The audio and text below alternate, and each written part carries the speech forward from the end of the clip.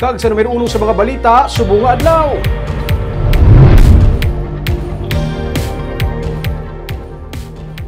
Nagbalik na sa pagbiyahe ang mga depasahe nga salakyan matapos mag-strike sang kahapon. Sa pagsinapol sa LTFRB kaina, ilaluyag nga kuntani, ipaagi ang fuel subsidy sa mga gas station para mismo mga driver man ang makabenepisyo.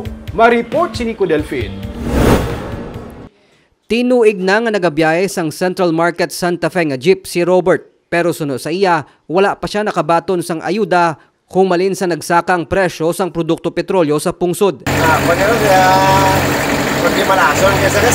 Isa si Robert sa 95% sa mga driver sa probinsya nga wala makabenepisyo sa ginahatag nga ayuda sang gobyerno bangod wala man siya sang pantawid pasada card nga masami ginauyatan sa mga operator. Dugay na mo sa kanya sa kwa ng amon tagiyan mo. Oo.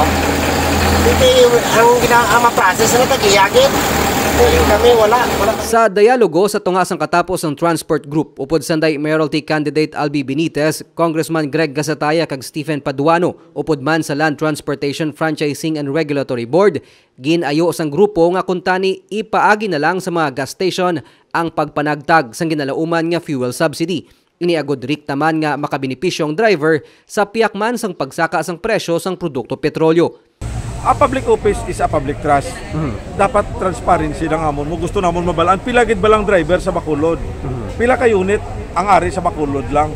Hindi na tagani mag-interest ang outside Bacolod mo. Si Benitez ang nagayo sanday Gasataya kag Paduano nga maduso ang congressional hearing para sa fuel subsidy sa Congressional Committee on Transportation nga nagresulta sa ginpatuman nga dialogo.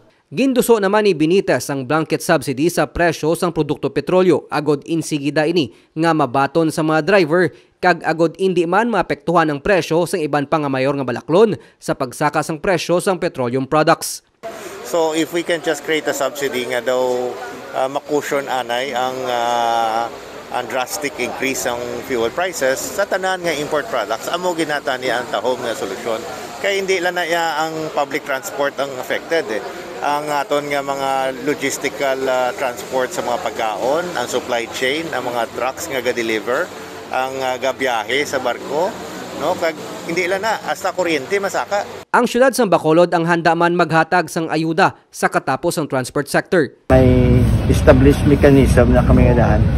Kag besides ang DILG nagpapalo naman sa amon nga insofar as the tricycle drivers nga subsidy is concerned, madepende man sila sa local government.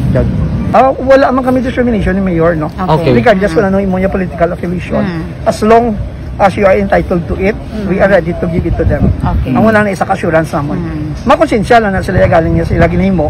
Kung gigaan sila ni Mayor Bing Lunardia, huwag pa sila suporta kay Mayor. Nagdesisyon ng katapos ang Transport Group nga magdialogo sa LTFRB kag hindi na pagsigihon ang kuntani duha ka adlaw nga pag-untat biyahe matapos ang ginpangunahan nga congressional hearing nanday Gasataya kag Paduano para mapasiguro nga makaambit sang fuel subsidy ang may 7,000 ka mga membro sang 3 ka mga transport group sa probinsya. Nico Delfin para sa DigiCast Negros.